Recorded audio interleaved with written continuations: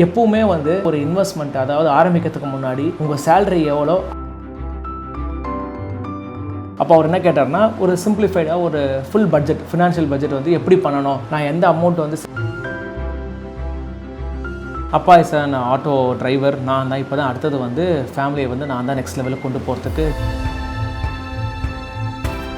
You will be able to do the easy investment ideas. அதாவது உங்களுக்கே ஒரு ஈஸியான இன்வெஸ்ட்மெண்ட் ஐடியாஸ் வந்துடும், எப்படி பண்ணலாம்.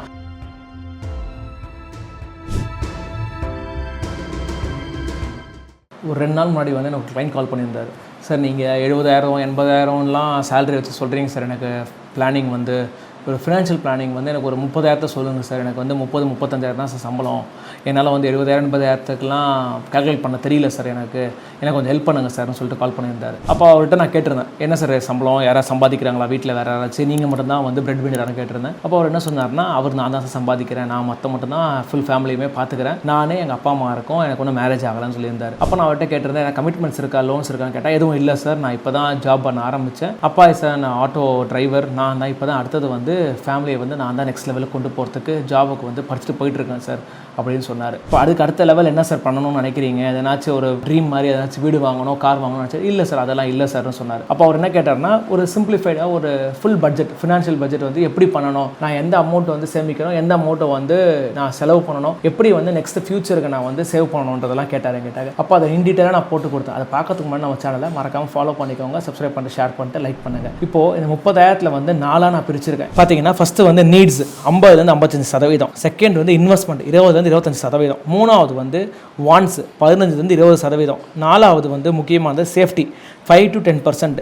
இந்த நீட்ஸில் பார்த்தீங்கன்னா 15,000 16,500 ரூபாய் இல்லை 17,000 வரைக்கும் நீங்கள் வச்சுக்கலான்னு நான் சொன்னேன்.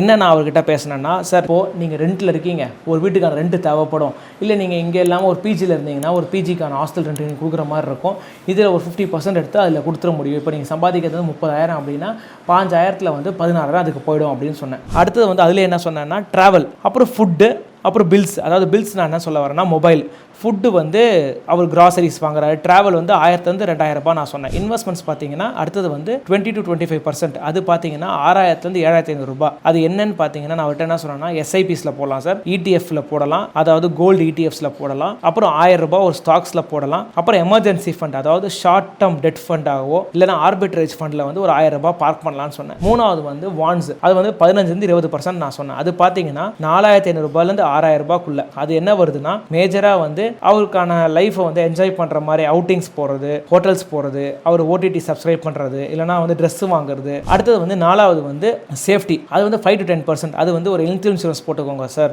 ஸ்மால் பெட்டர் இன்வெஸ்ட்மெண்ட் ஃபண்ட்ஸ் மாதிரி இன்வெஸ்ட் பண்ணுங்க, ஏன்னா ஒரு சடனாக ஒரு எமர்ஜென்சி தேவைப்படலாம், அதுக்கு மாதிரியான ஒரு எமர்ஜென்சி ஃபண்ட்ஸ் மாதிரி நீங்கள் சேமிங்க நான் சொல்லியிருந்தேன். எப்பவுமே ஒரு இன்வெஸ்ட்மெண்ட், அதாவது ஆரம்பிக்கிறதுக்கு முன்னாடி உங்கள் சேலரி எவ்வளோ, அதை எப்படி டிவைட் பண்ணலான்றத ரொம்ப முக்கியமானதாக பார்க்கணும். எந்த விதமான அமௌண்ட்டாக இருந்தாலுமே இந்த டிவிஷன், அதாவது 4 பைஃபிகேட்டட் அமௌண்ட்ல, இந்த 4 டிவிஷன்ல நீங்க டிவைட் பண்ணி பார்த்தீங்கனாலே உங்களுக்கு ஈஸியா தெரிஞ்சிடும். அதாவது needs, investments, wants, emergency funds, இந்த 4 டிவைட் பண்ணிட்டு இந்த பர்சன்டேஜ் டிவைட் பண்ணிட்டீங்கனாலே you will be able to do the easy investment ideas. அதாவது உங்களுக்கே ஒரு ஈஸியான இன்வெஸ்ட்மெண்ட் ஐடியாஸ் வந்துடும், எப்படி பண்ணலாம், எந்தெந்த அமௌண்ட் எதுக்கு அலோகேட் பண்ணலான்றது ஈஸியாக உங்களுக்கே தெரிஞ்சிடும். இதுக்கு அடுத்த லெவல் நீங்கள் எந்த ஃபண்ட்ஸ் தெரிஞ்சுக்கணும்னா, ஒரு நல்ல நிதி ஆலோசகரை பார்த்தீங்கன்னா உங்களுக்கு நல்லாவே புரிஞ்சு அதுக்கான நெக்ஸ்ட் லெவலுக்கு உங்களுக்கு மூவ் பண்ண முடியும். உங்களுக்கு இதை தாண்டி உங்களுக்கு எப்படி பண்ணணும், எப்படி சார் பண்ணுறதுன்னு தெரிஞ்சுக்கணும்னா இந்த மேலே நம்பருக்கு கால் பண்ணுங்க, நானே உங்களுக்கு கைட் பண்ணுறேன்.